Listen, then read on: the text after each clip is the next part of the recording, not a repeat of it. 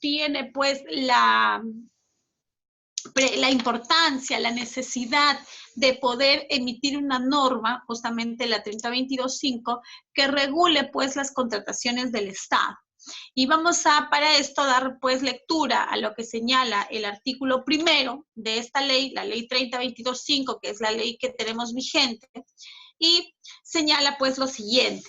La presente ley, o sea, la ley de contrataciones, tiene por finalidad establecer normas orientadas a maximizar el valor de los recursos públicos. Vamos a conversar luego a qué se refiere cuando la norma señala que se deben maximizar los recursos públicos, que se intervienen y además a promover una actuación bajo el enfoque de gestión por resultados en las contrataciones, ya saben, de bienes, servicios, consultorías y ejecución de obras, de tal manera que estas contrataciones, de lo que acabo de mencionar, bienes, servicios, consultorías y obras, se efectúen en forma oportuna y bajo las mejores condiciones de precio y calidad. Y además permitan el cumplimiento de los fines públicos. ¿Cuáles son los fines públicos? ¿Cuál es el fin público del Estado? El fin público del Estado es satisfacer las necesidades de sus ciudadanos. Ese es el fin público. Pero no solamente la norma señala que a través de estas contrataciones se deben satisfacer las necesidades de los usuarios, sino que además estas actividades, estas contrataciones que se realicen en el marco de la norma de contrataciones deban tener una repercusión positiva en las condiciones de vida de los ciudadanos, ¿sí? Además, esta norma señala que la misma norma de contrataciones se funda o tienen como base a los principios que justamente rigen esta norma y que van a ser materia de la clase posterior. Me he permitido dar lectura a esta norma, a este artículo 1, en el cual la norma describe textualmente cuál es la finalidad para poder ir separando rubros. Primero, veamos que la norma, pues, vamos aquí en esta diapositiva a hablar de un tema de espacios y de tiempos. La ley de contrataciones, la 3022.5, fue publicada el 11 de julio del 2014. En esta ley se señaló que debía entrar en vigencia a los 60 días, ¿sí? A los 30 días de publicado su reglamento. Y que además, para la publicación del reglamento, se tenía pues con 30 días. O sea, en 60 días desde el 11 de julio del 2014 debió entrar en vigencia esta norma. ¿Cuál es la norma que teníamos anteriormente a la 3022.5? Si ustedes son logísticos, provecho, Armando, ya provocaste con el pancito. Si ustedes son logísticos, van a recordar que la norma anterior a la 3022.5 fue el decreto legislativo 1017. Este decreto legislativo nos acompañó mucho tiempo, estamos hablando casi del año 99, 2000 hasta el 2018, o sea, nos ha acompañado por un buen tiempo y realmente pues ha sido la madre de las contrataciones, porque yo creo que fue una de las normas más completas en el tema de las contrataciones, porque anteriormente teníamos el reglamento del RULCO, el reglamento de lo que conocíamos como el CONSUCODE, pero ya a través del decreto legislativo 1017, que crea el organismo supervisor de las contrataciones del Estado, yo creo que este organismo se empoderó y dio mayor tratamiento y cobertura a las contrataciones públicas. Sin embargo, ya en el año 2014, entrando a una nueva gestión, la idea fue cambiar de chip y según los especialistas en la elaboración de estas normas, decían que íbamos a tener un cambio de 360 grados con esta nueva ley. ¿Y por qué mencionaban ello?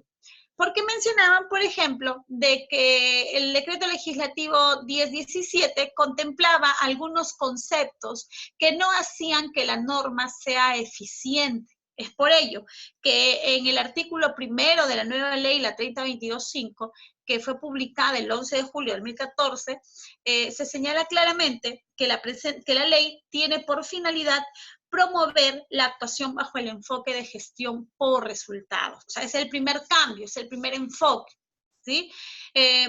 Les comentaba el tema de la publicación del reglamento porque para la entrada en vigencia de esta norma, de la 3022.5, se dieron bastantes coyunturas. Por ejemplo, hubieron reclamos de gremios profesionales, de colegios profesionales, que no estaban muy de acuerdo con los cambios normativos.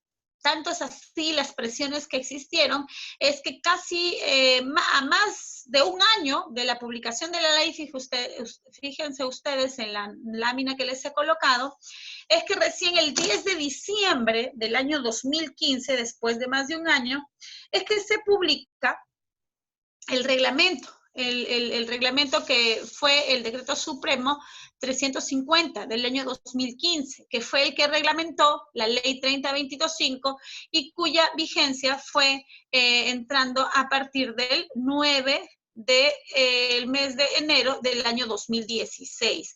Recién a partir de esa fecha es que dejamos de lado el decreto legislativo 1017 para poder entrar a la ley 3022.5. Entonces, ¿cuáles son estos cambios, este enfoque nuevo que se le dio a la norma? Pues fue justamente la gestión pública por resultados, que es de la que vamos a conversar.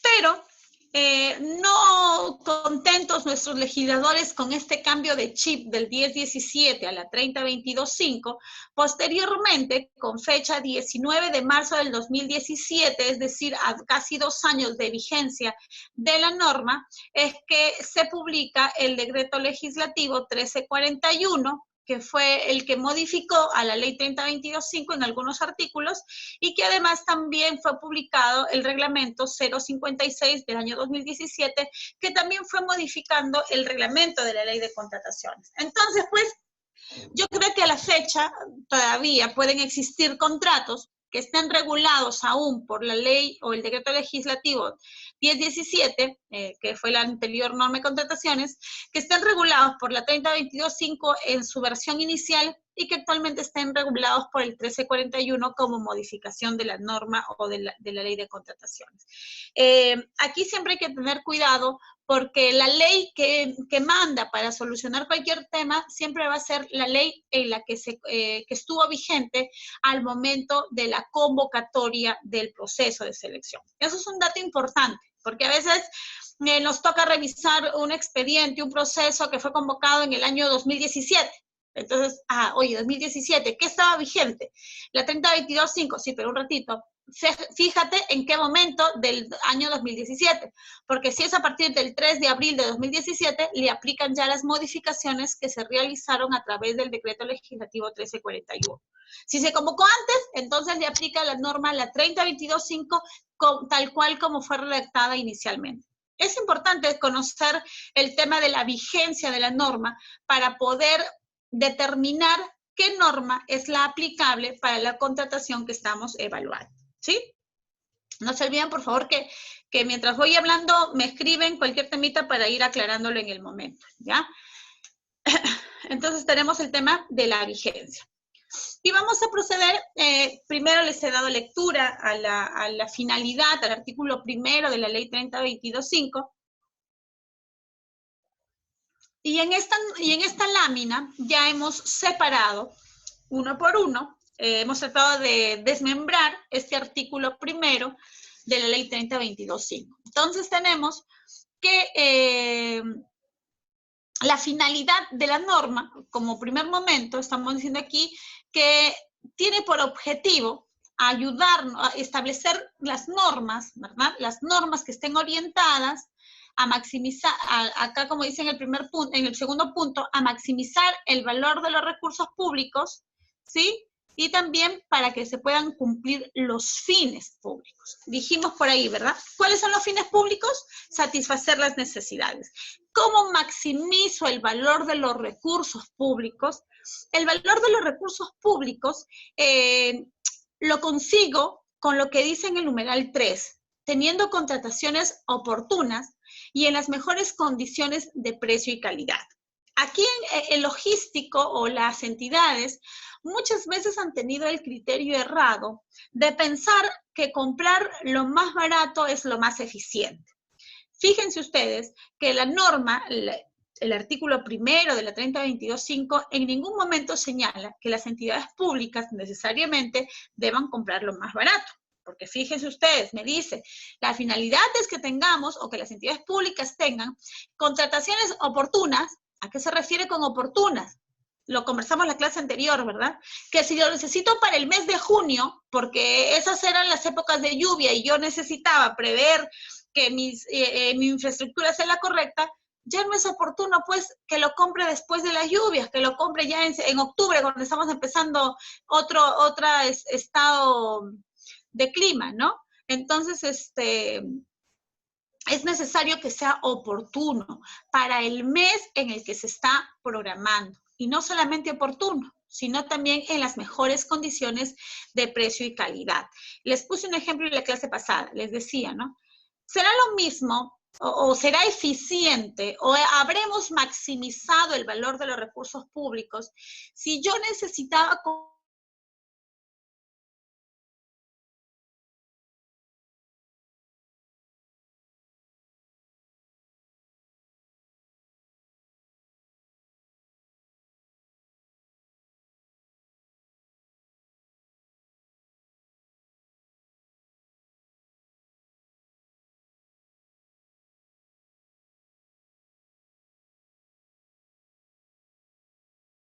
precio y calidad? Recordemos entonces que no necesariamente lo más barato me va a resultar siempre de mejor. Más caro o porque gaste más, quiere decir que voy a tener mejor el tema de calidad. O sea, eso es un tema muy relativo. Entonces, de lo que se trata la norma es que nos ayude, pues, a cumplir los fines públicos, maximizando el valor de los recursos públicos y promover que las entidades públicas realicen contrataciones oportunas y en mejores condiciones de precio y calidad. Pero no solamente eso. La norma señala, ¿no?, que debemos maximizar el valor de los recursos, que debemos tener contrataciones oportunas y en las mejores condiciones de calidad y precio para dar cumplimiento a los fines públicos. Pero el fin público de la contratación no solo está en que la entidad me haya contratado un servicio, me haya planteado una ejecución de un proyecto, porque ha dicho que eso es útil para la sociedad, y me ha regalado, pues, un parque al sombrero. Por ahí tienen, creo ustedes, su parque al sombrero, ¿no? Me haya elaborado un expediente técnico de un parque al sombrero. Pero diría, bueno, estoy cumpliendo con los fines públicos, he puesto un parque y le está sirviendo a mis usuarios finales, que son mi ciudadanía, porque se van a recreacionar, etc. ¿Sí? No solamente basta que se cumplan los fines públicos, sino además que las contrataciones que se realicen en las condiciones que les estoy señalando, que se haga con la finalidad de cumplir los fines públicos. Además, señala esta nueva ley de contrataciones y es el cambio. Además de eso, las contrataciones deben repercutir de manera positiva en las condiciones de vida de los ciudadanos. Es decir, que se tiene que priorizar que se mejoren las condiciones de vida de los ciudadanos. ¿Para qué me sirve este tema de mencionar que se mejore o que repercuta positivamente las condiciones de vida de los ciudadanos? Chicos, ¿sí me escuchan? ¿Todo bien? ¿Sí? Ok. ¿Qué tiene que ver esto de la repercusión positiva en la vida de los ciudadanos, en las condiciones de vida? Esto, pues, considero que trató de ser un parche a las contrataciones que se realizaban y que normalmente recibieron el nombre de los famosos elefantes blancos. No sé si ustedes lo han escuchado, ¿no? ¿A qué se refiere con esos contratos como elefantes blancos? A contratos que las entidades públicas han realizado porque han dicho, yo estoy cumpliendo un fin público porque necesitaban un estadio. Ahí está, pues, la finalidad pública, tenía ese estadio.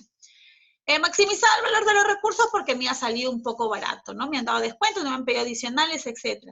Pero la pregunta es, repercute positivamente en la condición de vida de tus ciudadanos el hecho de que tú hagas un estadio para 300.000 personas cuando en tu ciudad apenas llegan a 50.000 personas.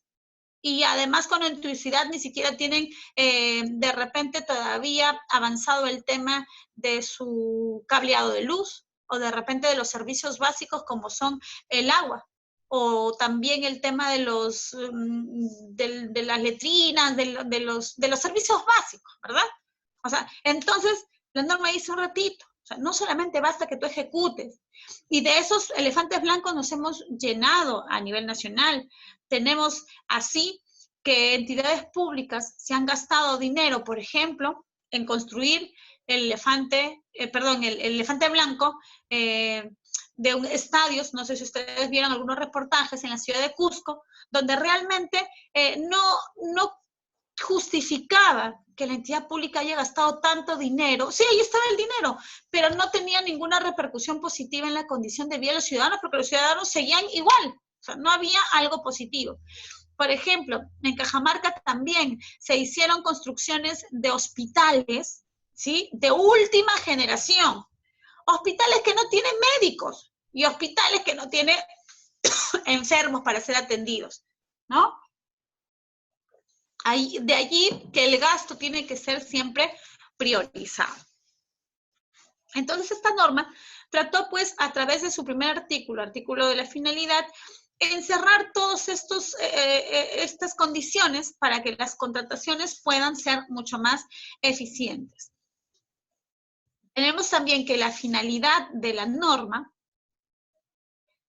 finalidad pública, ¿sí? A ver, Rosa, ¿me escribes por allí finalidad pública?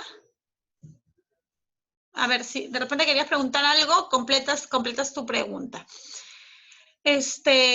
Bueno, y también tenemos que la finalidad de esta norma a través de su artículo primero es promover una actuación bajo el enfoque de gestión por resultado. Es decir, ¿sí? Vamos a regresar. Permítanme.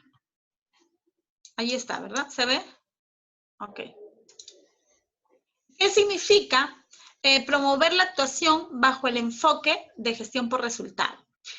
Significa que las compras que realice una entidad pública, y con compras me refiero a lo general, o sea, a las compras de bienes, a la contratación de servicios o la ejecución de obras, ¿no? Para no repetir todo eso, digo las compras. Entonces, significa que las compras que realice una entidad pública la deba realizar solamente en función a su contribución de las metas institucionales. Yo la clase pasada les dejé una tareita, ¿verdad? ¿Sí? Les presenté,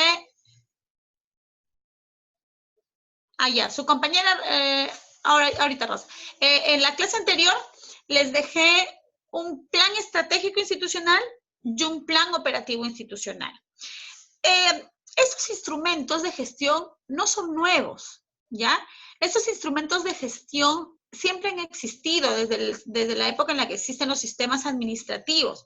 El problema era que las entidades públicas, cuando elaboraban sus planes anuales o sus requerimientos, en realidad no tomaban en cuenta el cumplimiento de sus metas institucionales. O sea, su POI era una formalidad más. Elaboré mi POI, es más, mi POI era el mismo de hace 2 años, siempre era el mismo. Le iba cambiando solamente, le actualizaba una que otra cosita y ahí estaba mi POI.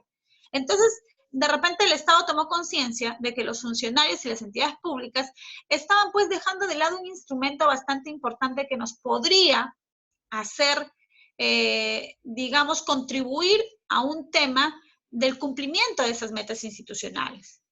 Entonces, es así que a través de los nuevos formatos que se aprobaron para, por ejemplo, publicar los procesos de selección, tenemos un documento denominado el famoso resumen ejecutivo. En este resumen ejecutivo es un documento en el que se va justamente a resumir todas las actuaciones. Y en este formatito hay un rubro que dice meta institucional vinculada al plan operativo institucional. De tal forma que yo por lo menos me asegure de que lo que me está pidiendo el área usuaria está vinculada justamente a una meta. Les indicaba, ¿no? Les entregué un PEI, les entregué un POI, y en ese POI habían metas institucionales que uno debía alcanzar. Entonces, mis contrataciones tienen que estar vinculadas a conseguir esas metas institucionales. Si yo como meta institucional tengo el que mejore la salud de los niños en estado de desnutrición, mis contrataciones deberán justamente estar ligadas al cumplimiento de esta meta institucional. Me pregunta Rosa, la finalidad pública, dice, por eso se detalla la finalidad pública en los términos de referencia, me pregunta, ¿no? Así es. O sea, a ver, sí, en los términos de referencia se solicita que se consigne la finalidad pública, pero que es diferente a la finalidad de la que estamos hablando. La finalidad de la que yo les estoy hablando es la finalidad de la ley. O sea, ¿qué es lo que quiere la ley? ¿Para qué nos da estas normas, estos procedimientos? Nos da estas normas, o sea, nos dan estas normas con la finalidad de que cumplamos todo lo que dice acá. Que cumplamos los fines públicos, que se maximice el valor de los recursos, que se realicen contrataciones oportunas, que existe una repercusión positiva en la vida de los ciudadanos y que además se formule una gestión pública por resultados. Esa es la finalidad pública de la ley de contrataciones. Esa es la finalidad de la ley. ¿Por qué se ha dado una ley de contrataciones? Lo que tú me hablas, Rosa, es otro tema. Es la finalidad pública. Allí hablamos de lo siguiente. En la clase anterior dijimos que todas las áreas de una entidad pública necesitan, para poder cumplir sus funciones, diversos requerimientos de bienes, servicios, consultorías y obras. El día de hoy, o más tardecito me lo hacen recordar, si no en la siguiente clase, les voy a enseñar, por ejemplo, que el OCE ha emitido algunos instructivos, ¿sí? Algunos instructivos que nos ayudan a nosotros como entidades públicas a elaborar los términos de referencia. Y en esos términos de referencia me recomiendan que nosotros como entidades públicas debemos señalar en el requerimiento la finalidad pública de la contratación. En este caso, por ejemplo, vamos a recordar que siempre la finalidad pública va a ser poder satisfacer a mi usuario final, o sea, al ciudadano final, y que de cierta forma con la contratación que yo estoy realizando pueda satisfacer las necesidades de este usuario. ¿Me dejo entender? Por ejemplo, se nos ocurre contratar el servicio de telefonía, ¿sí? Se me ocurre contratar el servicio de telefonía de anexos en quiero que toda mi municipalidad tenga anexos en cada una de las oficinas. Y eso no es gratis, ¿verdad? Tengo que gastar dinero. Entonces, la norma me va a exigir de que diga cuál es la finalidad pública de esta contratación. Oye, ¿tú quieres contratar el servicio de instalación de anexos telefónicos a cada uno? ¿Y para qué? ¿Cuál es tu finalidad pública? Susténtame cuál es la finalidad pública de esa contratación. ¿Cuál creen que ustedes podría ser la finalidad pública de esa contratación? A ver, escríbanme. ¿Cuál creen ustedes que sería una finalidad pública de esa contratación que yo les estoy poniendo? De pronto la finalidad pública puede ser que Juanito, que está en la oficina de logística, se cansa de caminar cuando quiere pedir algún documento y tiene que caminar hasta el 5º piso donde está la oficina de gerencia. Y entonces, bueno, quiero que se comuniquen, ¿no? ¿Esa podría ser la finalidad pública de la contratación? ¿Sí? ¿Cuál? A ver, me dice por aquí, agilizar los trámites. Claro, entonces, no tanto así como yo se los estoy pintando, ¿verdad? Porque ahí, sí, perfecto. Agilizar los trámites al usuario final. Porque si yo solo lo dejo en que la entidad, pues, no quiere, o que los funcionarios de la entidad quieren tener un trabajo más fácil, no habría una finalidad pública. Porque la finalidad pública, recuerden que tiene que repercutir en una forma positiva las condiciones de vida de los ciudadanos. Entonces, ahí es que tengo que justificar. Bueno, este servicio tiene como finalidad pública el hecho de permitir una adecuada comunicación entre las áreas internas de la entidad para que a su vez pueda repercutir en una mejor atención, pues, al usuario final, ¿no? O sea, esa podría ser, por ejemplo, la finalidad pública de esa contratación. Y así como hemos armado con ustedes la finalidad pública del requerimiento del servicio de contratación de anexos telefónicos en cada una de las oficinas de una entidad, se tiene que armar cada finalidad pública de toda contratación. La siguiente clase, o tal vez si nos alcanza el tiempo hoy, les dejo unos minutitos, creo que mejor la siguiente clase, para que tratemos de armar un requerimiento, ¿sí? Y veamos cuáles son las partes más importantes que debe contener un requerimiento, ¿sí? ¿Alguna otra pregunta más?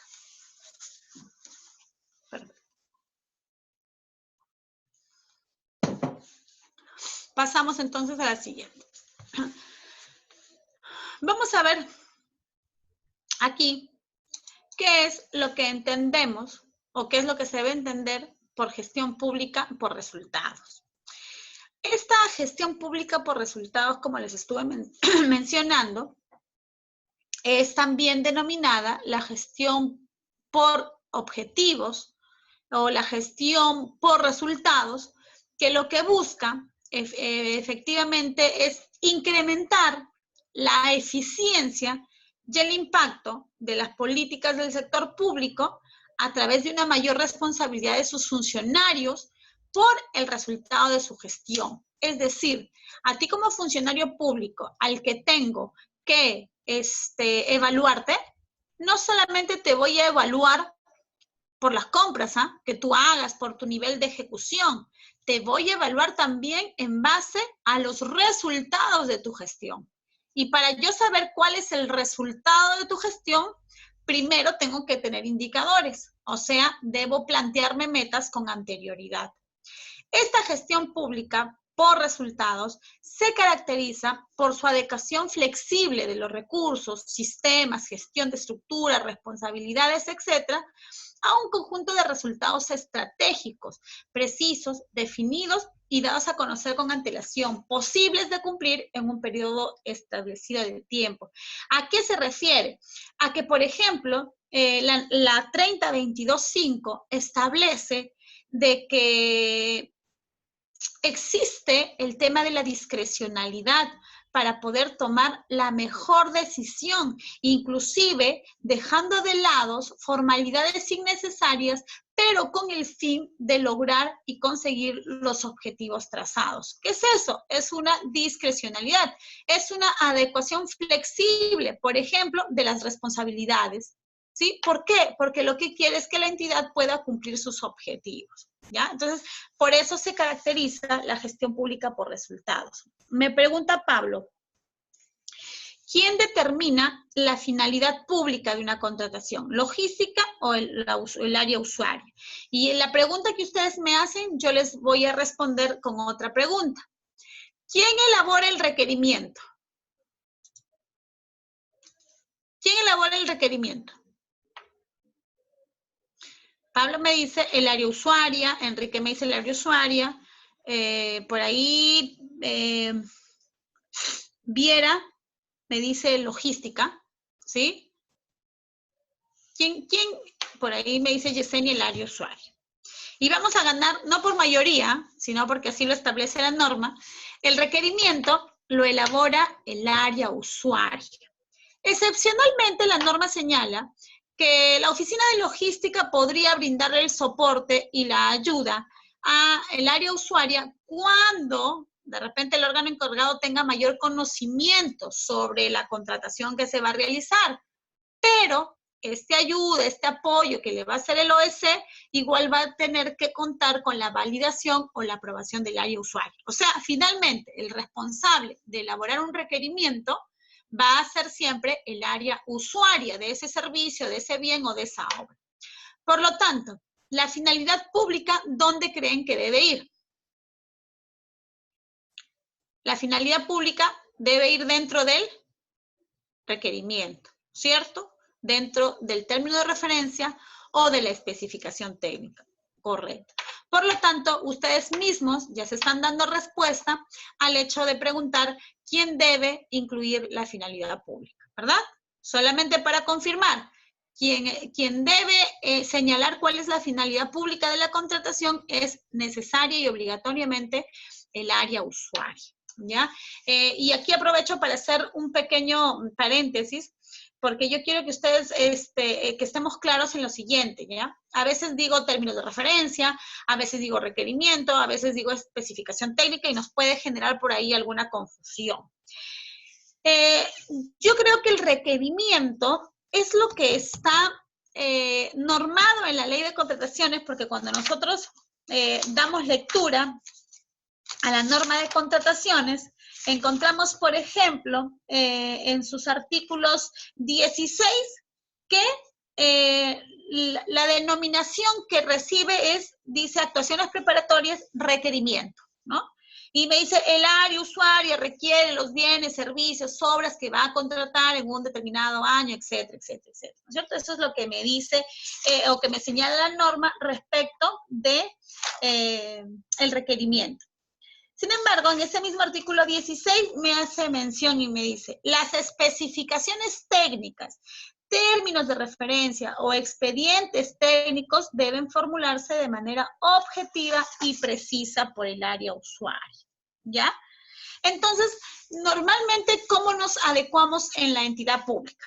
En la entidad pública nos adecuamos a lo siguiente. Requerimiento lo llamamos al bloque, al conjunto, al pedido que se hace de algún determinado bien, servicio, consultoría u obra. Este requerimiento, donde se colocan las cuestiones muy generales, muy centrales de la contratación, finalmente dice, acompaño a este requerimiento, ¿sí? Las especificaciones técnicas, los términos de referencia o el expediente de contratación. Y ya les he mencionado que hablamos de expediente técnico cuando hablamos de obras. Y hablamos de especificaciones técnicas cuando hablamos de bienes. Y hablamos de términos de referencia cuando hablamos de servicios, ¿ya? Entonces, cuando hablo de requerimiento, me puedo estar refiriendo a cualquiera de estos, a especificaciones, términos o expediente, porque estoy hablando del pedido de la entidad, del área usuaria, perdón, del pedido del área usuaria para contratar determinados bienes, servicios y consultorías. ¿Sí? ¿Claros hasta ahí, no? Ya, perfecto. ¿Y cuál es la diferencia entre la gestión por resultados y la gestión tradicional? O sea, ¿por qué es que nos hicimos tanto escándalo en cambiar pues la gestión pública o la gestión normal? La diferencia es que mientras la gestión tradicional busca fundamentalmente adecuarse a los recursos, las funciones y las normas existentes, ¿sí? O sea, como que es parametrado, la gestión pública por resultado, por el contrario, pone en acento o pone la importancia, pone el énfasis en las acciones estratégicas a desarrollar para lograr resultados previamente comprometidos en función a los cuales se determinarán los productos y recursos necesarios. Es decir, pues, que a la gestión tradicional, digamos que solamente le importa el tema de la ejecución, le importa adecuarse. Si la norma dice que ejecute 100 en el año, yo ejecuto 100 en el año. Estoy adecuándome a los recursos, adecuándome a las normas. Eso es lo que dice la norma y estoy cumpliendo la norma. Pero la gestión por resultados me dice un ratito. A mí, yo te voy a medir tu gestión en base a tus productos, en base a tus resultados, a los cuales te has comprometido. Al iniciar el año, tú te has comprometido a alcanzar ciertos objetivos, ciertos productos. Cuando tú cumplas esos productos, yo voy a evaluar y voy a hablar entonces de que hay una gestión eficiente. No solamente basta de que cumplas he cumplido con la norma, he cumplido con adecuarme con los recursos, he gastado aquí, pero tienes que hacerlo en base a una programación. Entonces, podríamos decir que la gestión pública por resultados me exige, pues, que adecúe mis normas, que adecúe mis recursos, que adecúe mis funciones, que adecúe mis responsabilidades al cumplimiento de los objetivos institucionales previamente trazados. ¿Y qué objetivos plantea la nueva gestión? Esta nueva gestión, la gestión pública por resultados, plantea, pues, o planteaba que paulatinamente los recursos sean asignados justamente en base al cumplimiento de estas funciones, ¿sí? ¿quién efectúa estas evaluaciones? Las evaluaciones las efectúa el sector del Ministerio de Economía, porque justamente en lo que les estoy mencionando en la línea posterior, es que estas evaluaciones van a servir, por ejemplo, para la asignación de los siguientes recursos para el próximo año. Normalmente lo que se veía era solo ejecución. ¿Cuánto has ejecutado? ¿Has ejecutado 100? Correcto. El próximo año te vuelvo a dar 100. Entonces, la nueva gestión planteaba un ratito, no solamente voy a ver cuánto has ejecutado, voy a ver cuánto de lo que has ejecutado has logrado cumplir tus metas. De repente has gastado, pues, porque has hecho ampliaciones, has hecho adicionales, ok, pero ¿has cumplido tus metas? ¿Has cumplido con los objetivos que te trazaste al inicio del año? Entonces, eso va a servir para poder asignarte nuevos, por ejemplo, recursos para el siguiente año. ¿Sí? O sea, es la cuestión de evaluar, medir. Entonces, la que se encargaría, pues, de hacer este seguimiento sería también el Ministerio de Economía, ¿verdad? Y también, como estamos hablando de los sistemas administrativos, también estaría ligado al sistema de planificación, porque también habría que ver si están cumpliendo con sus objetivos. Fíjense ustedes, que mientras cumplimos nuestro plan anual, también vamos a estar cumpliendo con ejecutar nuestro plan operativo institucional. ¿Ya? Que tiene mucho de planificación, de programación, este nuevo sistema. ¿Y cuáles son los perfiles supuestamente que pretende alcanzar esta norma? O sea, ¿qué es lo que espera de los organismos públicos? ¿Qué es lo que espera alcanzar? Que todas las entidades públicas orienten sus actuaciones, como les mencionabas, las responsabilidades, etcétera, hacia resultados preestablecidos. Es decir, que caminen con un rumbo, que caminen hacia un objetivo. No que estén en el medio de su función administrativa haciendo, pues, oye, ¿qué te parece si contratamos hoy día cortinas? Porque se nos ocurrió contratar cortinas. Sino que en realidad orienten sus actuaciones a estos resultados ya preestablecidos, en los que ya han definido los resultados a los que quieren llegar. Además, también, pues, pretende de que existan funcionarios de alto nivel de eficiencia en la administración de los recursos, es decir, que estén preparados en el tema de la planificación, la programación y la ejecución. Creo yo que nos llenemos de gestores públicos. Por eso es que ustedes habrán escuchado y de repente compartirán la opinión conmigo. Yo creo que el gran fracaso de la contratación pública a nivel de nuestras regiones es que no tenemos gestores públicos, porque el gestor público debe tomar decisiones en base a la discrecionalidad, pero no en base a la arbitrariedad, porque la arbitrariedad significa hacer lo que quiero. Oye, yo soy el funcionario y yo decido pues porque quiero. Eso es la arbitrariedad. Pero la discrecionalidad implica tomar las mejores decisiones en el momento, tomando en cuenta las circunstancias, pero que me permitan esas decisiones llegar a mis objetivos, que me los he trazado de manera previa. Entonces, eso es lo que busca o eso es lo que nos falta para poder tener compras eficientes. Nos faltan gestores públicos, aquel gestor que conozca las normas, aquel gestor que tome decisiones, pero que las tome en base a objetivos previamente establecidos. No que decida porque esta persona es mi amigo o esta persona es mi allegada, sino que decida porque es lo que corresponde para poder conseguir los objetivos estratégicos de mi entidad. Hace poco les comento justamente un caso para su análisis. A ver, me preguntan por aquí, Germán. ¿Las evaluaciones de las contrataciones no deberían realizarse antes de ejecutarse? Bueno, lo que tú preguntas, Germán, podría ser una alternativa. Sin embargo, recordemos que la entidad, a ver, no sé si tú te refieres a un nivel macro o a un nivel de una entidad.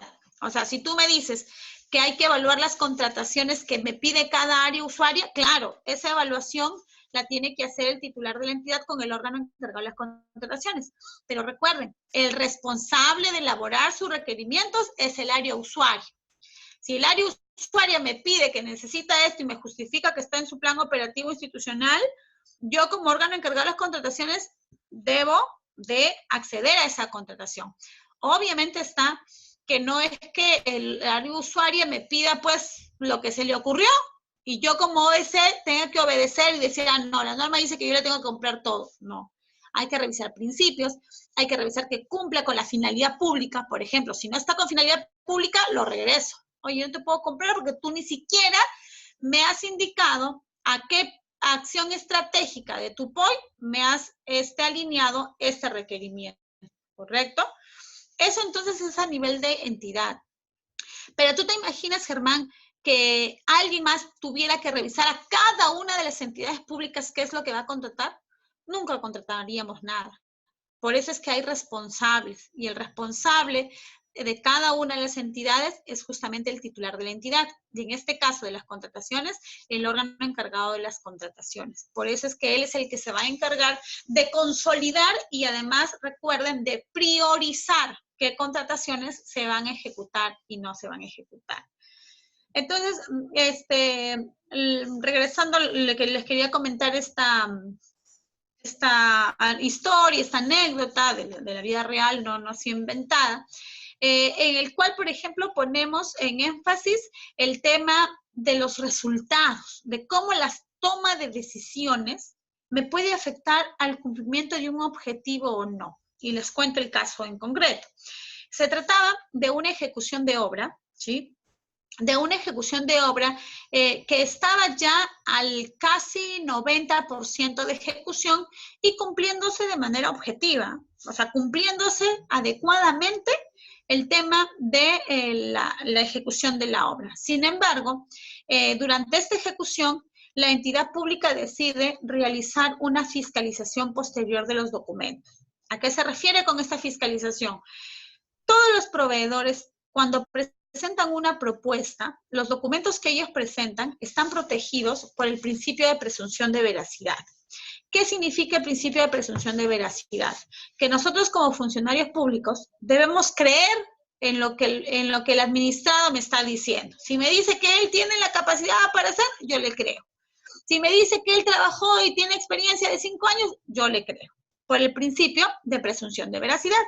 Salvo que se demuestre lo contrario. Entonces, este principio puede ser desvirtuado, pero con pruebas. Entonces, en el caso que les estaba comentando, realizaron la fiscalización posterior y se determinó que un documento presentado para acreditar la experiencia justamente del personal propuesto era un documento hasta inclusive falso.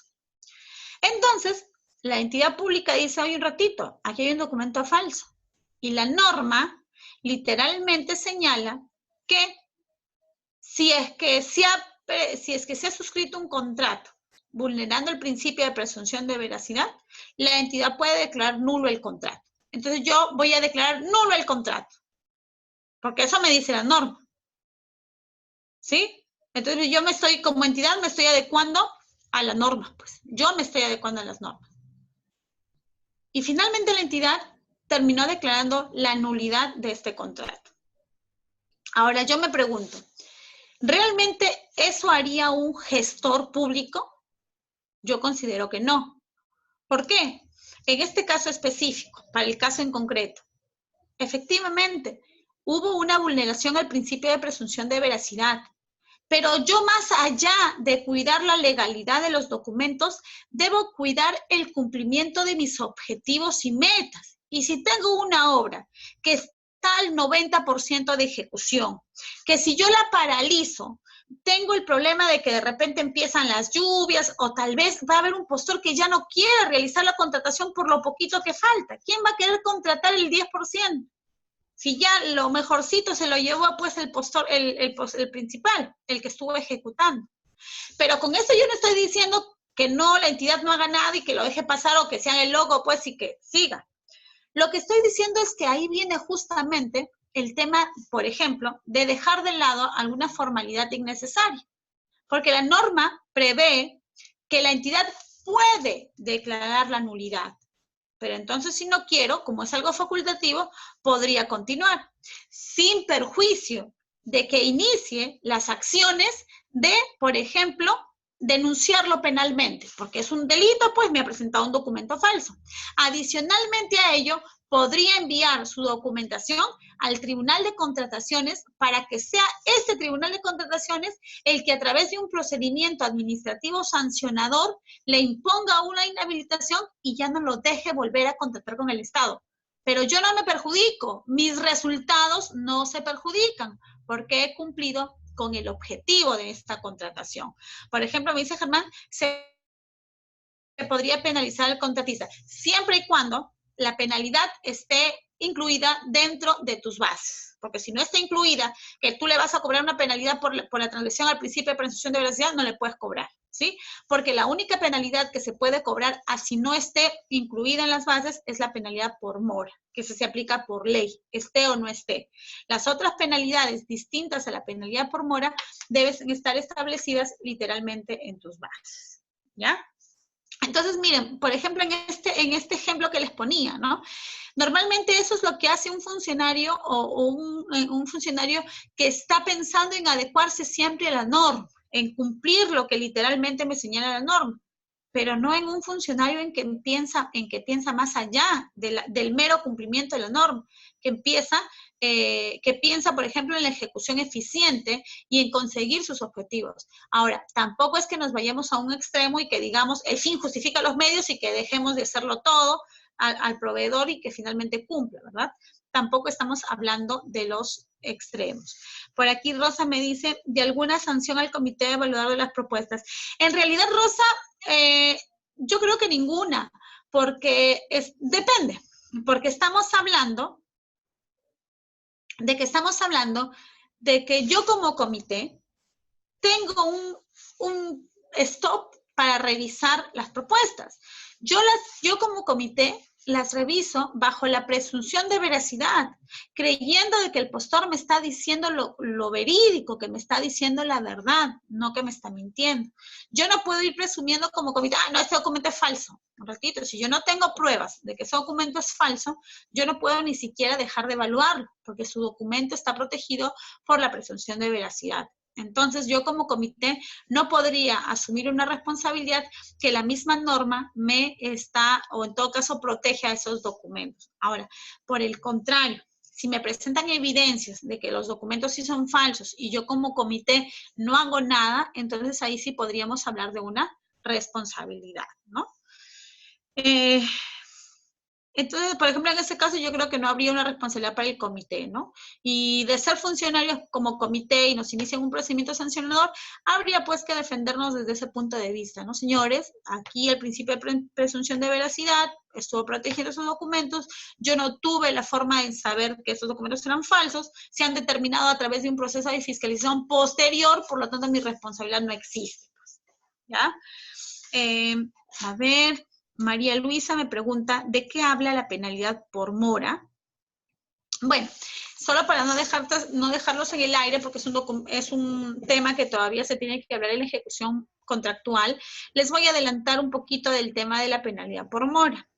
La penalidad por mora es una penalidad legal establecida en la norma de contrataciones que señala que en todos los contratos públicos de contratación de bienes, servicios, consultorías o gestiones de obras, la entidad pública puede cobrar una penalidad al contratista por mora. ¿Qué es la mora? La demora. La demora en la entrega, la demora en la ejecución, la demora en la prestación del servicio, ¿sí? ¿Cómo se aplica? La norma establece una forma en cómo se debe aplicar, multiplicando y haciendo una fórmula por la cantidad de días de demora. Igual la norma establece que si llegamos hasta un tope del 10% de la penalidad por mora, la entidad podría resolver el contrato. Eso es lo que consiste en la penalidad por mora, ¿no? Pero no viene mucho al caso porque no estamos todavía hablando de temas de ejecución contractual. Pablo me dice, la fiscalización posterior se ejecuta al postor ganador una vez otorgada la buena prueba. Exactamente, Pablo, así es, efectivamente. La norma... Y esto de la fiscalización posterior cambió.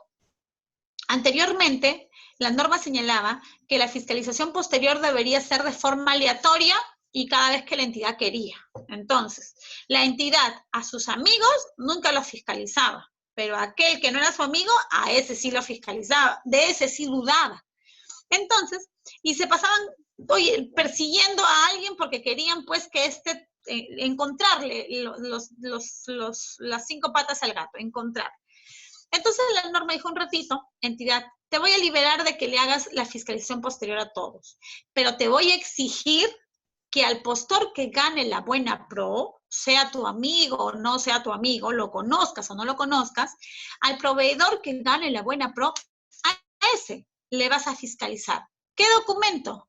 No cualquiera. Le vas a fiscalizar todos los documentos que te ha presentado. Todos los documentos que forman parte de su oferta vas a tener que fiscalizar.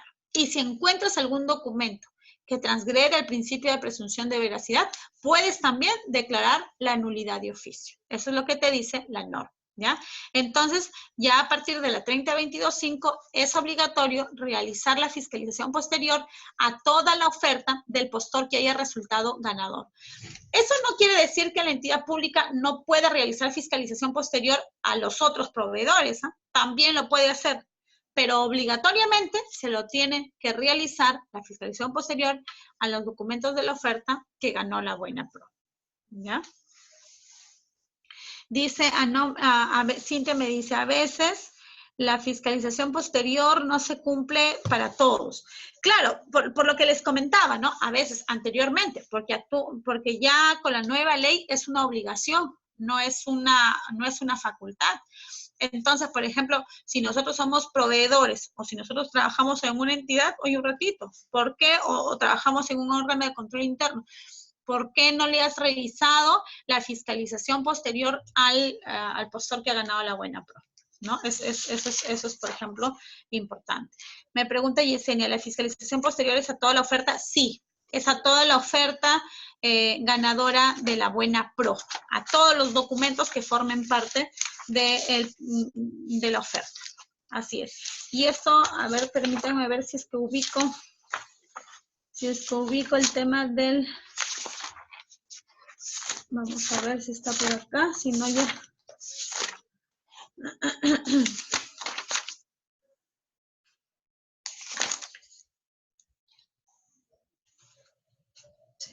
¿Ya? De aquí les voy a pasar el artículo específico que nos señala cuándo es que debe hacerse la fiscalización posterior a todos los documentos, ¿ya? Listo. A ver. Cintia me pregunta qué artículo.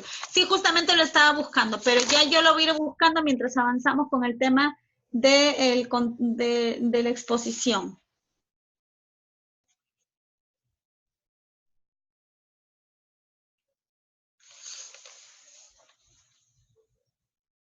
Lo busco, Cintia.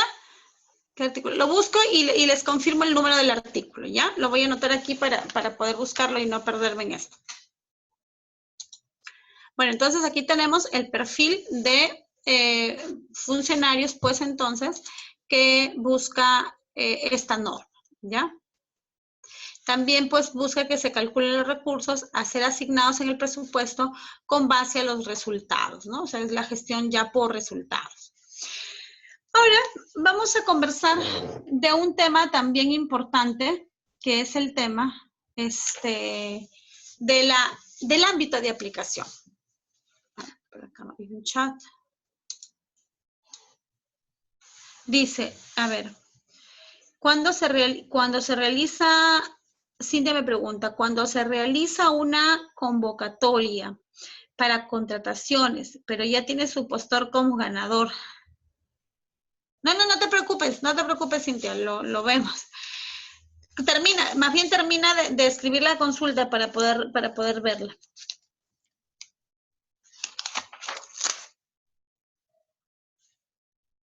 ¿Sí? Cintia, puedes terminar tu consulta sin ningún problema. Ya, a ver, les voy leyendo creo que ustedes también leen la consulta, ¿no? ¿La pueden ver también?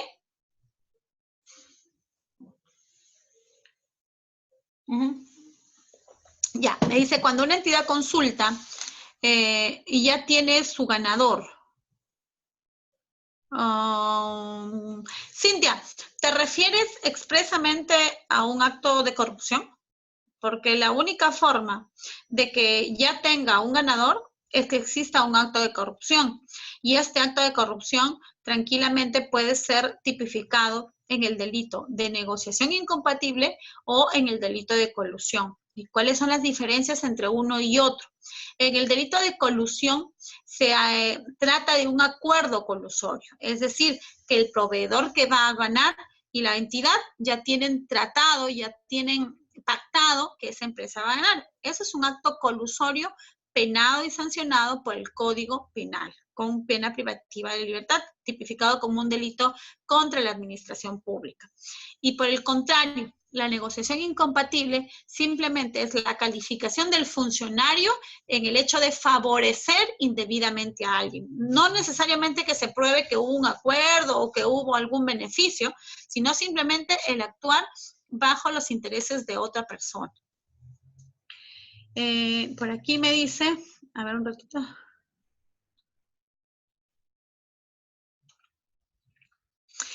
Me pregunta Jaime que si se entiende que el encargado de la fiscalización posterior es el comité evaluador. No, el encargado de la fiscalización posterior es el órgano encargado de las contrataciones, no el comité de evaluador. Las funciones del comité, en las otras clases lo vamos a ver, únicamente son elaborar las bases, absolver las consultas y las observaciones, colocarlas, publicar las bases, colgar las bases integradas, evaluar, calificar, asignar puntajes, otorgar la buena pro y consentir la buena pro. Hasta ahí terminan las funciones de un comité. El comité no tiene la obligación de hacer una fiscalización posterior. Esta facultad o esta obligación es para el órgano encargado de las contrataciones.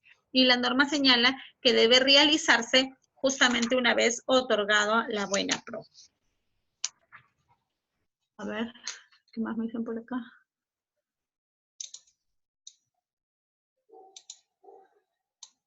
Entonces, ¿por qué hacen la convocatoria? Eso siempre se hace y hasta ahora siguen así. Cintia, bueno, yo me imagino que las entidades públicas convocan este tipo de procesos, obviamente por seguir la formalidad de la norma, ¿no? Yo sé que en la actualidad en la que nos ha tocado estar presentes, se han visto demasiados actos de corrupción acompañados de las entidades públicas, ¿verdad? Pero yo prefiero creer, o sea, como dicen, ¿no? Prefiero ver el vaso medio lleno a que verlo medio vacío. O sea, prefiero creer en las entidades públicas que sí convocan sus procesos de selección de manera transparente y que gracias a ellos podemos contribuir a las compras públicas eficientes, pero también no podemos cerrar los ojos y negar que no existe lo otro, ¿verdad? Entonces, yo creo que ahí a nosotros como ciudadanos, como administrados, nos queda una labor muy importante. ¿Cuál es esa labor? Denunciar. ¿Cuál es esa labor? Consultar.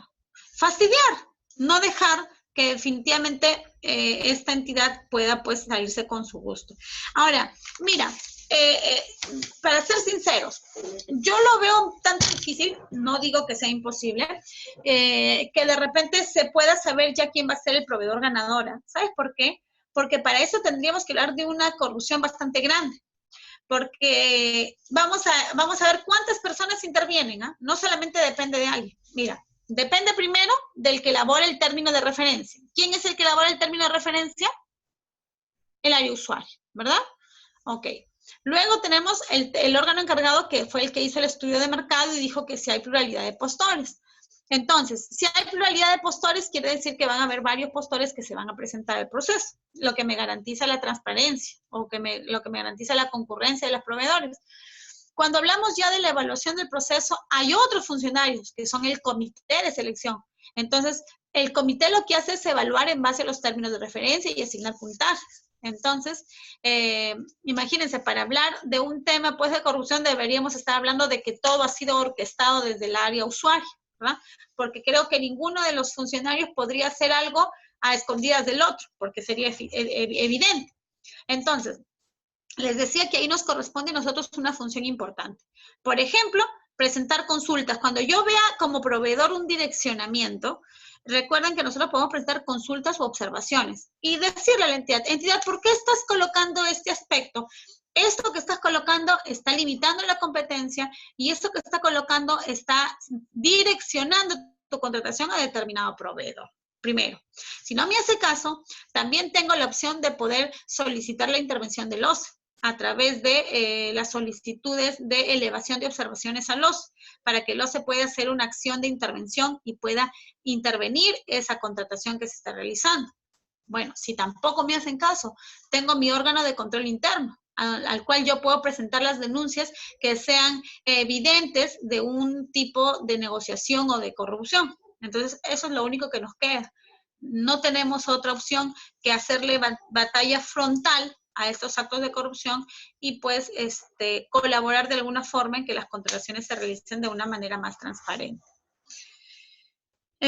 Pablo me dice, artículo 43, inciso 6. Muy bien, Pablo. Gracias entonces por el apoyo. ¿Eh? Aquí está Cintia, ya tu compañero lo ubicó el artículo, les doy lectura. Artículo 43.6 dice, asimismo, consentido el otorgamiento de la buena pro, la entidad realiza la inmediata verificación de la propuesta presentada por el postor ganador de la buena pro. Y en caso de comprobar la inexactitud o falsedad en las declaraciones, información presentada, dice, o documento presentado por el postor, la entidad declara la nulidad del otorgamiento de la buena pro o del contrato, dependiendo de la oportunidad en la que se hizo la comprobación, de conformidad con lo establecido en la ley y en el reglamento. Adicionalmente a ello, la entidad comunica al Tribunal de Contrataciones del Estado para que inicie un procedimiento administrativo sancionador y además también al Ministerio Público para que inicien las acciones penales correspondientes. Entonces, aquí tenemos el artículo 43.6, ¿verdad? Que se realiza la fiscalización.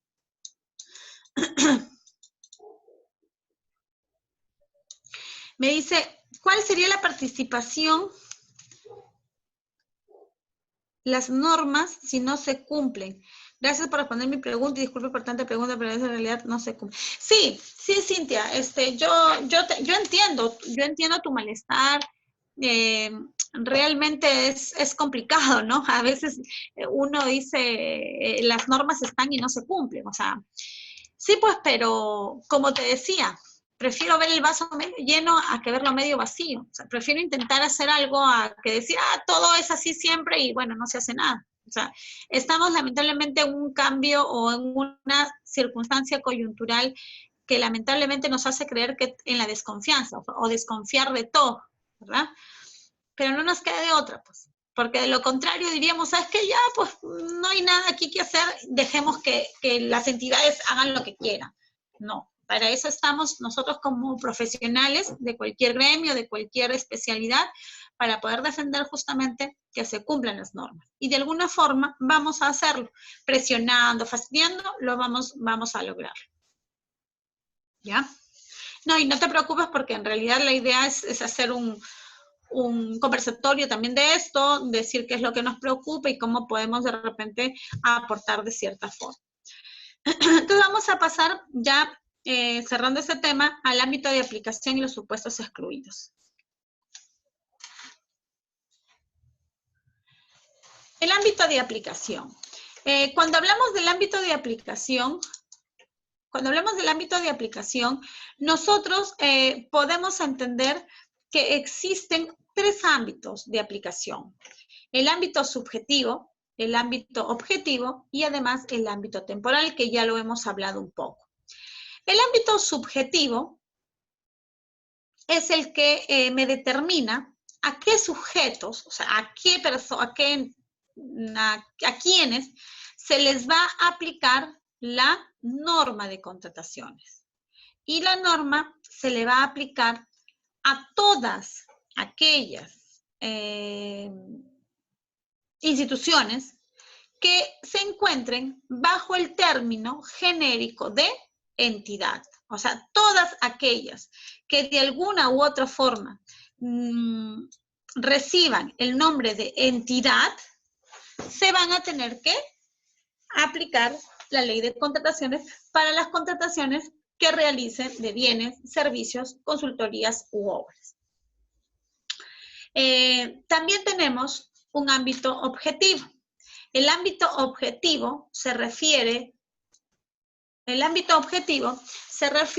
a qué objetos se aplica. Y el ámbito objetivo es a todas las contrataciones de bienes, servicios, consultorías y obras, ¿sí? Y el ámbito temporal, que tiene que ver con el tiempo, o sea, cuál es la norma que se le aplica, ¿cierto? Entonces ya lo dijimos al iniciar esta clase del día de hoy. ¿Cuál es la norma que se aplica a los contratos? La norma que esté vigente al momento de la convocatoria, ¿no es cierto? De la convocatoria. Eso es lo que rige la temporalidad, ¿ya? Recuerden siempre, la norma que se va a aplicar a todo el proceso de selección es la norma que haya estado vigente al momento en que se realizó la convocatoria. De eso va a depender la temporalidad de la norma, ¿ya? Entonces tenemos sujeto, que se refiere a todas las entidades, objeto, que va a ser para la contratación de bienes, servicios, consultorías y obras, y temporal, de acuerdo a la fecha de convocatoria de la norma. ¿Listo? Eso entonces tenemos respecto a los supuestos, perdón, al tema de la aplicación de la norma. Hay un mensaje por aquí.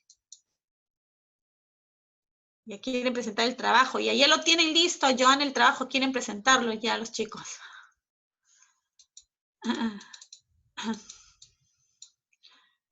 Espérate, me he regresado ya.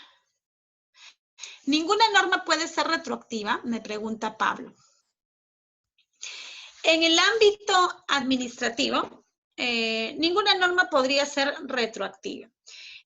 Hablando de manera constitucional, podríamos hablar de que existe, por ejemplo, en el ámbito penal, existe la posibilidad de que se aplique retroactivamente las normas cuando éstas sean de mayor beneficio para el administrado, ¿no? En ese caso, podríamos hacer una interpretación constitucional, porque en realidad las normas en temas administrativos se aplican, en regla general, todas las normas se deben aplicar a partir de su entrada en vigencia. Pero por un tema de interpretación constitucional, podríamos hablar de una retroactividad de la ley, pero siempre y cuando sea en beneficio del administrado, en beneficio del que comete el delito, etc., ¿ya? Pero en principio, la regla general es que las normas se apliquen a partir de su entrada en vigencia, no hacia situaciones anteriores. Porque de lo que trata una norma es de regular situaciones. No puedo regular algo que ya pasó, tengo que regular situaciones que aún no pasan, para que puedan justamente someterse y adecuarse típicamente a lo que esté sucediendo.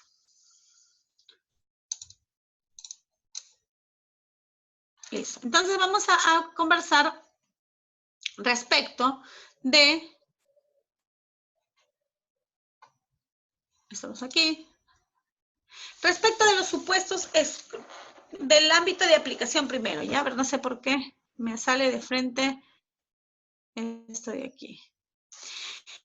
¿Cuáles son las entidades a las que se aplica la ley de contrataciones? Y vamos viendo que esta ley, en su ámbito subjetivo, se le aplica ¿a quiénes? A los ministerios, ¿sí? A los organismos públicos, programas y proyectos adscritos, al Poder Legislativo, al Poder Judicial, a los organismos constitucionalmente autónomos. ¿Quiénes son los organismos constitucionalmente autónomos? A ver, dígame uno por lo menos. ¿Quiénes son los organismos constitucionalmente autónomos? Ese que ya no existe, ¿no? O que está ya a punto de existir o de no existir por tantos hechos de corrupción. ¿Cuál? El Consejo Nacional de la Magistratura. Por ejemplo, eso es un órgano constitucionalmente autónomo. También el Tribunal Constitucional es un organismo perfecto. La Contraloría también es un organismo constitucionalmente autónomo. Así es. El Ministerio Público. Ajá, correcto. ¿Sí? Entonces, organismo constitucionalmente autónomo.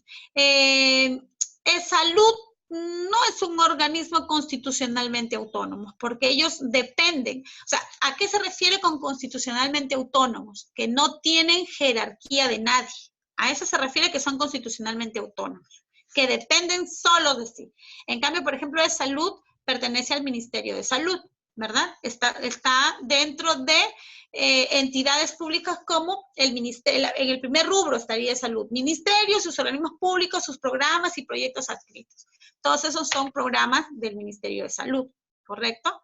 Los gobiernos regionales están dentro, en el cuarto rubro, gobiernos regionales y sus programas y proyectos adscritos, ¿ya? Listo, entonces tenemos a los gobiernos regionales, a los gobiernos locales, distritales, a las universidades públicas, a las empresas del Estado que tienen, ya sean nacionales, regionales o locales, a las Fuerzas Armadas, a los fondos constituidos total o parcialmente con fondos públicos, ya sean de derecho público o privado, ¿no? Es decir, a todas las entidades públicas. En realidad, por ejemplo, había una época en la que existían, hasta actualmente, existían regímenes paralelos. Es decir, habían algunas entidades que a pesar de ser públicas, ¿sí? Tenían un régimen distinto a la ley de contrataciones. Por ejemplo, tenemos, claro, Yesenia, las empresas públicas están ahí, pues, ¿no? Las empresas del Estado, cuando sean públicas, ¿sí? Por ejemplo, Salud tenía un régimen paralelo, o sea, tenía prácticamente su propia norma. Petroperú es una empresa pública, mitad privada, ¿verdad? Tiene inversión también del Estado. Sin embargo, por ejemplo, ellos tienen un régimen especial que tienen su propia norma de contrataciones. También tenían un régimen especial y paralelo las empresas, por ejemplo, de las que distribuyen y producen la luz.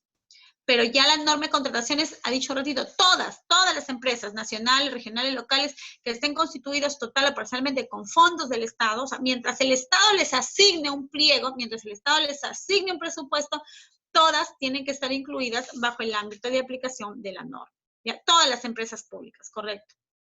Sí. Los colegios profesionales no, porque el Estado no les asigna un recurso. Los colegios profesionales subsisten con sus propios recursos. ¿Cuáles son sus recursos? Lo de los mismos agremiados, ¿verdad? Esos son sus recursos. Para que pueda estar dentro de una entidad, significa que sean un pliego, es decir, que pertenezcan a un sector y que además reciban un dinero del Estado. Por aquí Cintia me dice, pero ¿y las cuotas? Claro, las cuotas, pero son proporcionadas por sus afiliados. Es una empresa privada, no es una empresa pública, por decirlo así, ¿no? Es una asociación. Sí. Las cajas municipales sí tienen pliego presupuestal, por eso es que las cajas también ya se están adecuando a la ley de contrataciones, ¿sí? Las cajas ya se están, la caja aquí, por ejemplo, no sé ya qué caja, pero las cajas ya están, por ejemplo, contratando a través de la ley de contrataciones. Sí tienen pliego presupuestal. Las que reciban, ¿ah? Porque hay cajas que son privadas, pero hay otras cajas que están constituidas por fondos municipales. Incluso en su directorio participan funcionarios, por ejemplo, de la municipalidad provincial.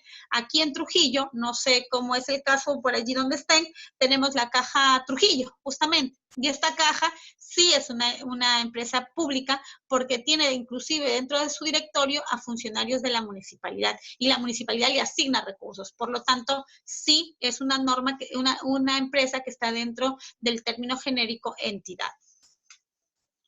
Listo.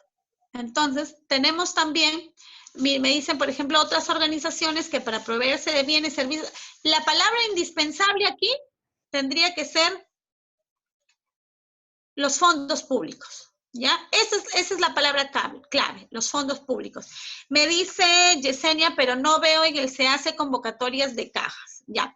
Yesenia, yo te voy a buscar, y es más, con ustedes mismos los vamos a buscar en la plataforma del SEACE. Ustedes háganme acordar la próxima clase que empecemos para buscar en la plataforma del SEACE. Les voy a enseñar cómo se buscan los procesos y vamos a ver si encontramos un proceso de la caja. Yo he visto aquí de la Caja Trujillo. ¿Ya?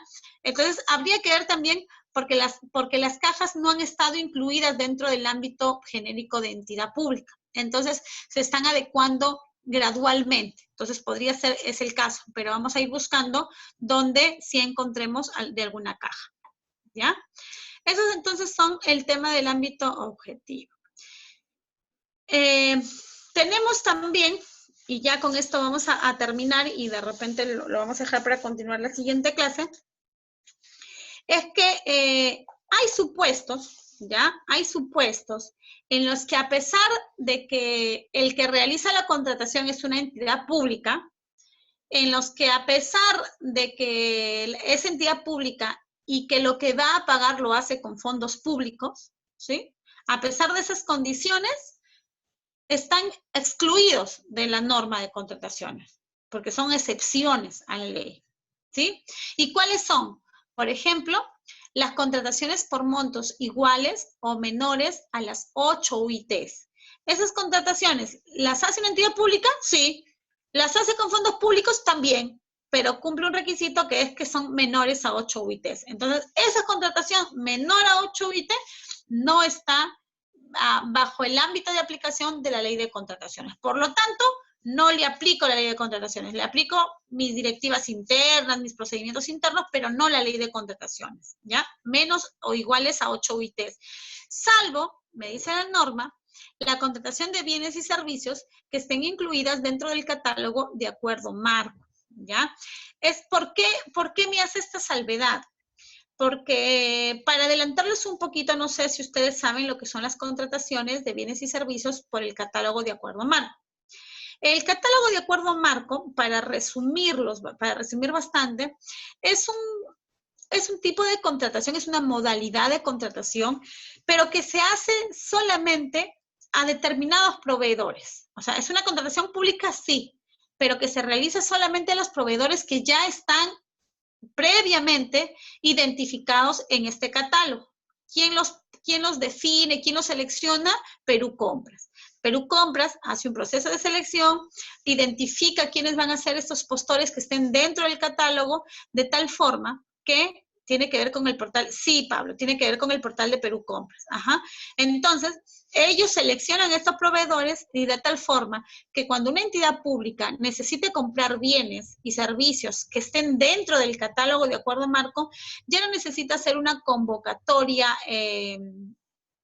pública o tradicional, sino necesita hacer una contratación a través de este catálogo de Perú Compras. ¿Ya? A través de este catálogo de Perú Compras, tiene que realizar la contratación. Entonces, y ahí no importa que sea una contratación menor a 8 ITs, por ejemplo. Podría ser que yo les haga la siguiente pregunta. ¿Todas las contrataciones menores a 8 UITs están exoneradas de la ley de contrataciones? ¿Cuál sería la respuesta? ¿Sí o no? Depende, ¿cierto? Porque si se trata de bienes y servicios que están en catálogo de acuerdo marco, no importa el monto, no importa si son menores a 8 UITs, necesariamente se tienen que comprar a través de ese catálogo. Así sean de 8, 7 UITs, 6 UITs, etc. Porque la norma de Perú Compras justamente establece sus propios rangos. Si no mal recuerdo, inclusive son montos hasta de 500 soles. Cada vez que una entidad pública necesite comprar bienes que estén incluidos dentro del catálogo de acuerdo marco, así sea 500 soles, tiene que aplicarle el catálogo de acuerdo marco.